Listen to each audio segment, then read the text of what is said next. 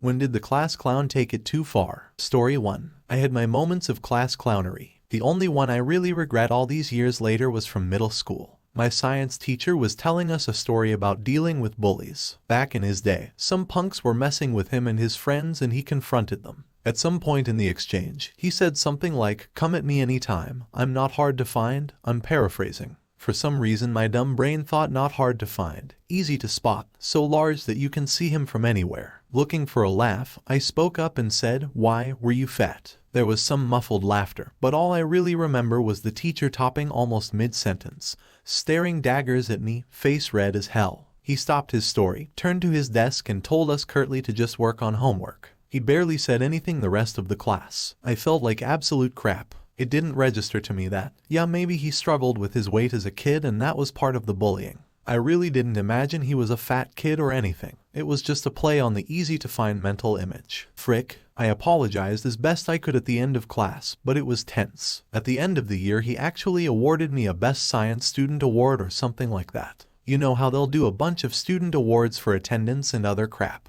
I think the fact that he did that means he forgave me. But I still feel like a massive heel every time I think about that. Story 2. There's this kid in class that is struggling financially in life. He's a kind kid though, we hang out sometimes and we're kind of close. Let's call this kid Francis. One day, it was raining really hard, and Francis rarely goes to school when the weather is bad because he couldn't afford to commute in public transportation, and his family didn't own any vehicle. Plus, it was January, so when he did get to school during that rainy day, I was surprised. He walked all the way here with an umbrella. The day went by and it's almost over. The weather was still rainy, and we were about to go. We were chatting and laughing and we failed to expect the holes all over Francis's umbrella. The class clown, let's call him Martin, laughed, pointing at Francis. Francis was a small 4'8" in height kid in 8th grade, and Martin would always bully him for that. Which seems funny to him but it isn't for the class, and for Francis. But this time, what Martin did to Francis made Francis cry. He explained to me that the umbrella he had was something his family got for free during last Christmas. The fact that Francis is barely getting by and has a valuable item destroyed made me furious. But I didn't want to say anything because Francis told me not to tell the teacher. Although, next day, the teacher addressed an issue about someone's umbrella getting broken. Francis was totally silent and Martin was looking away. The whole class speculated that Martin did it, and the teacher confirmed it. Martin was called for detention, asked if he could buy Francis a new umbrella, and had to do charity work for a week. Story 3. First year of middle school we met the class clown. Funny little white fricker. Was the most entertaining part of school for us and he usually pushed the boundaries, but that's why people liked him and found him a funny character, because he went overboard and it was always a blast. But one time I remember like it was yesterday. He hatched a plan for everyone to hide in the classroom from the teacher. We followed, all hiding. Problem was, the roll was done every 40 minutes to prevent wagging. Teacher came and freaked the frick out, ran to the headmaster's office, and the whole school went into lockdown. We didn't know it was because of us and so stayed hidden for an hour. All of our parents were sent lengthy emails regarding our little prank. We agreed not to daub on the class clown, but some jackass spilt the beans and he got suspended. When he came back he wasn't quite the same class clown he was, and we all missed him. We still talk about this to this day and is often the first topic we go to when we catch up every now and then. Story 4. Our funny teacher thought it was worthy to mention that the class clown got the lowest grade on an assignment in the class and teach us a lesson about what happens when you goof around all day long and not pay attention. What everyone thought was funny, since the kid was usually very upbeat and happy, resulted in him getting so embarrassed that he ridiculed our teacher for being morbidly obese, single at 60 years old, and bald. No one understood why he would say such hurtful words as a clapback. No one laughed, but he was chuckling and brushed it off. Our teacher quietly got up as it got dead quiet, took a deep breath, flung a desk across the room, and yelled his lungs out to get the hell out of his classroom. I swear, you could hear the building shake. Once he cooled down he apologized, but you could hear the hurt in his voice. Our class was given a worksheet and no one said a word. He was at his desk the entire rest of class trying not to break down and at one point exited the room to talk to teacher next door who was concerned and heard the whole thing.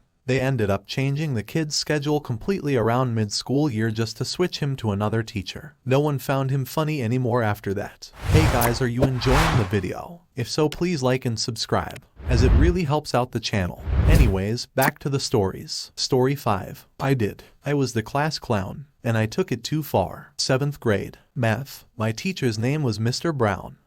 Usher Middle School. Not sure why, but at that time in my life, I just wanted some attention. I craved it. Wanted all the other kids to pay attention to me. Mr. Brown was a good teacher, and I was a bad student. Can't exactly remember why, but I caused Mr. Brown to throw me out of class yet again. We weren't supposed to take the textbooks out of class, but I still had mine in my hand when I was told to leave. I realized it when the door closed behind me. I opened the door and Mr. Brown was sitting in a way where his back was to the door and his chair was somewhat close. I tossed the book back into the class and it went really close to his head. I said something that I thought was smart-mouthed, like, "Here's your book, you filthy animal." Maybe not that, but it was something stupid. After the book hit the floor, Mr. Brown stood up so fast. He was more mad than I'd ever seen a teacher. Honestly, I can't remember what type of consequences I faced after that, but it's a non-issue now. Mr. Brown, if for some reason you're on Reddit and reading this comment, I'm so sorry. As an adult, I look back and realize how much of a freaking garbage I was to you. You didn't deserve it. I realize how much you had to have wanted to hit me in that moment, and I definitely deserved it. Again, I'm so sorry. You was a good man, and you really wanted to make a difference. Story 6. Certain to be buried, but deserves to be told. Hang on, there's a little length. High school, 80s, ruralish Michigan. Class clown is also a fairly decent artist who draws comic book style stuff. He decides to make a comic about our vice principal. Mr. Schellenbarger styled himself a hard ass. It was the 80s, so troublesome classrooms and persons got lectures about teamwork that he'd stud with mild profanity.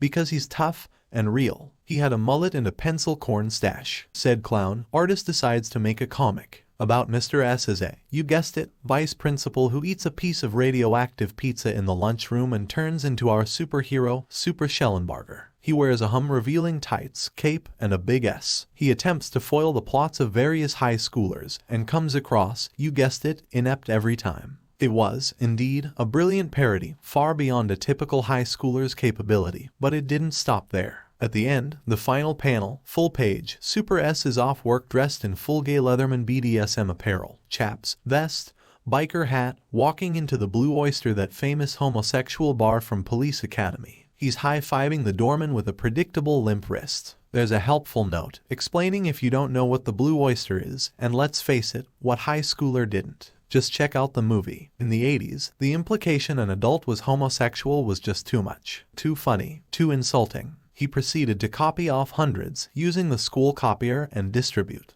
The real Mr. S lost his freaking mind. Without going through any kind of protocol, reviewing with principal, school board, checking rules, etc., he hops on the school intercom. He proceeds to rail against it for several minutes, ending with any student caught with a copy will be expelled. Any faculty caught with it will be disciplined. The perpetrators will be expelled and not eligible for graduation anywhere. Apparently, Mr. S, or at least this move, was equally popular with the staff, because my next period, biology, the teacher held up a copy and proceeded to lecture us how it wasn't allowed. To be certain we knew what it was that was against rules, he read the entire comic to the class, and laughed, and talked about insecurities. Turns out, Mr. S couldn't actually expel, or even punish, anyone who had a copy. In fact, turns out, the perpetrator, who owned up to it, didn't do anything wrong. Pesky free speech. Finally, what they hung on him was using the school copier to make copies. He had to pay for the paper, supplies, and was told probably not to do that again.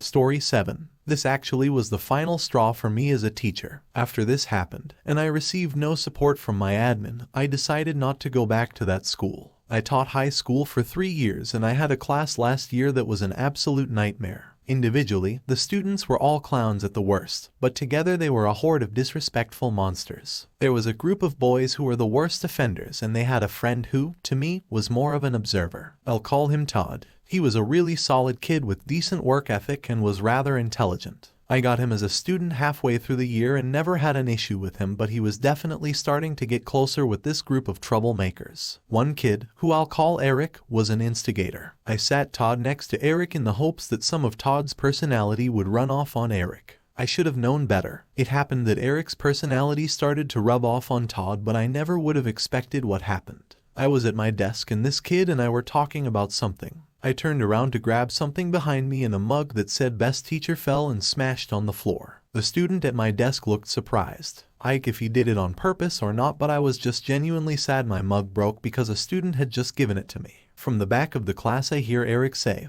"Oh look, she's so sad her mug broke," and started laughing. I hear Todd say something and Eric is losing it laughing. At this point I'm really just trying to ignore the behavior, because it is near the end of the year and I just want to be done with this group of kids. Then Eric says, "Say it louder so that she will hear you." And Todd proclaims, "I have something that will cheer you up, Ms. Lowell." He stands out of his desk, which is a big no-no in the class, without permission, and I ask him to please remain in the seat, but he replies, "No, really, let me show you. I can cheer you up," with his hand in his pocket. I'm like, maybe it's a picture of a puppy or some crap. Fine.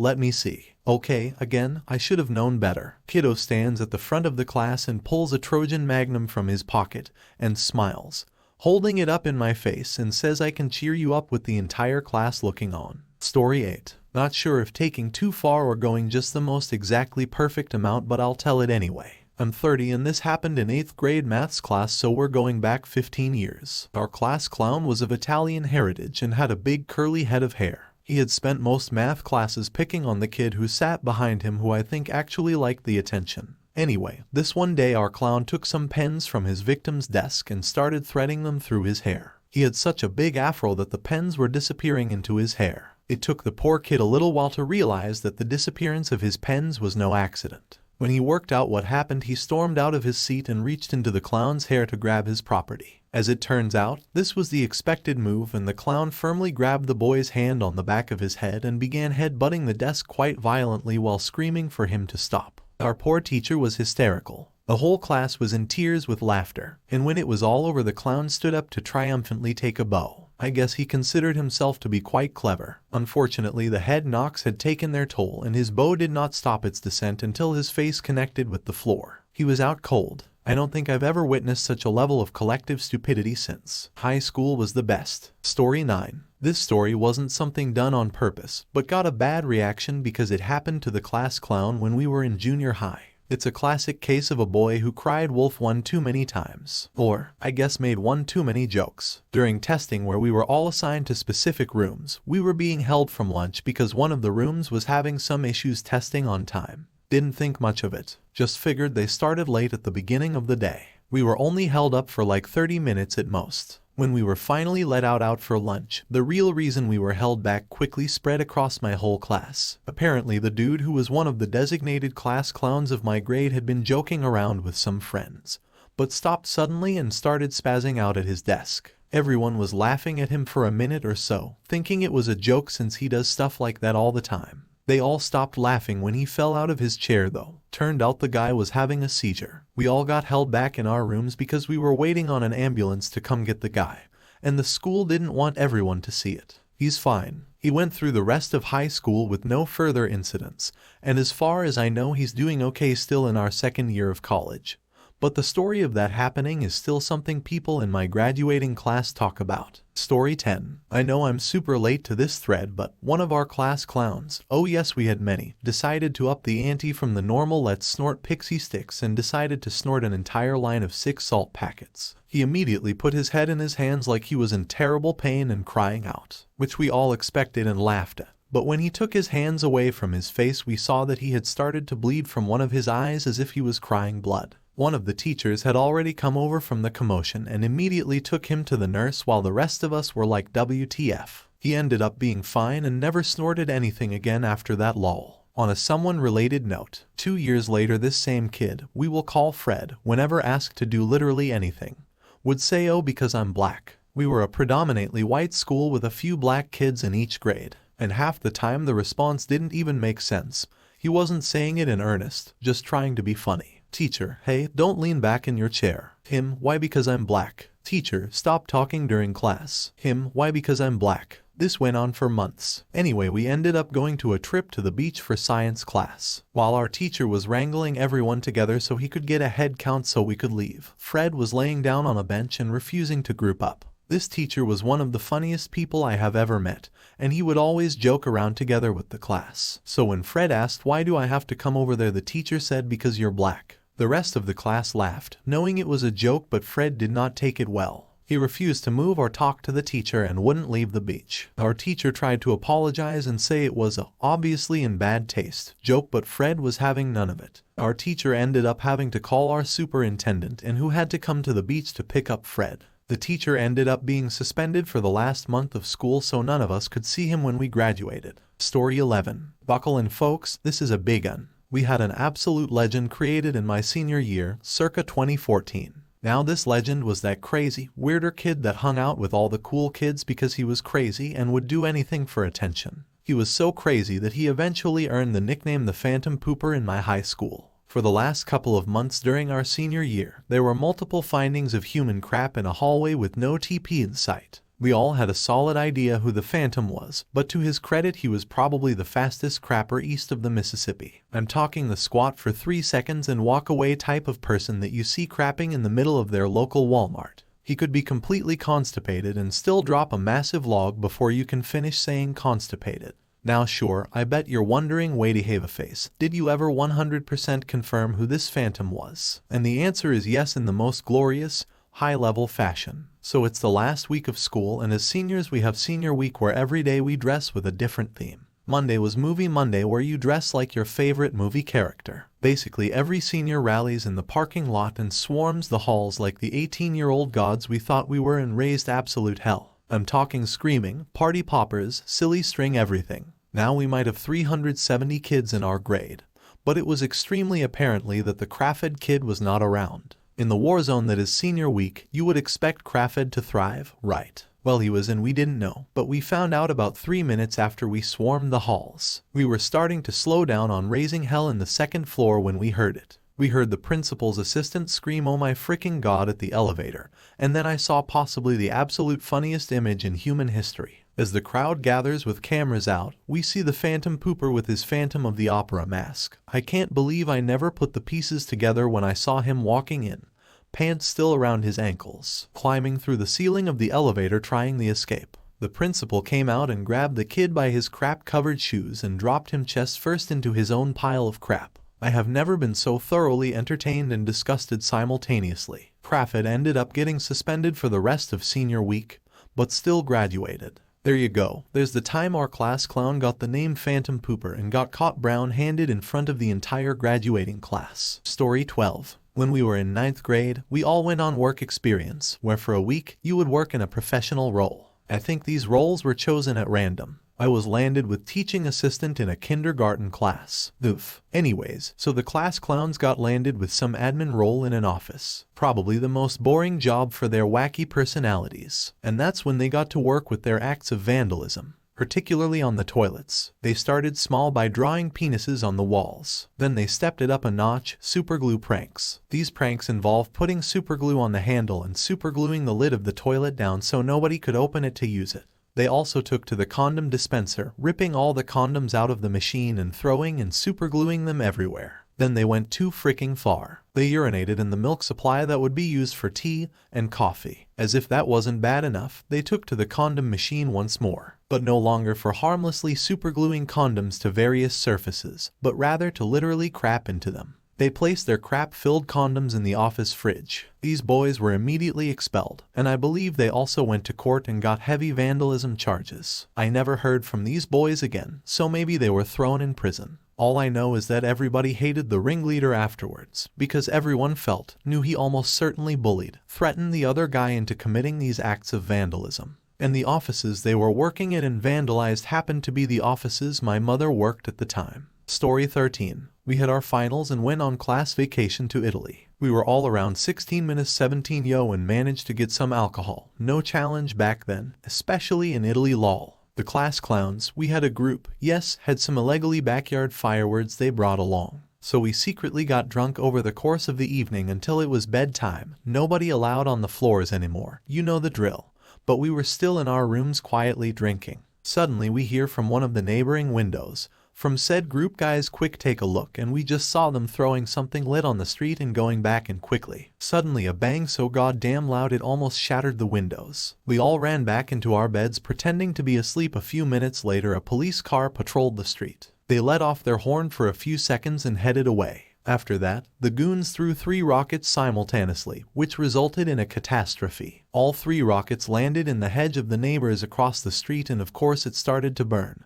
And pretty quickly for that matter. Luckily the police car wasn't far away, and just a few minutes later firefighter were preventing the worst. Yeah, wasn't a great morning after that. Police came and asked all of us individually about the night. Our teachers were beyond pissed. They couldn't trace it back to the actual individuals who did it, but of course everyone knew who was to blame. Hey guys, just found out you watched till the end. That is awesome. Also, don't forget to like and subscribe to the channel for more awesome stories.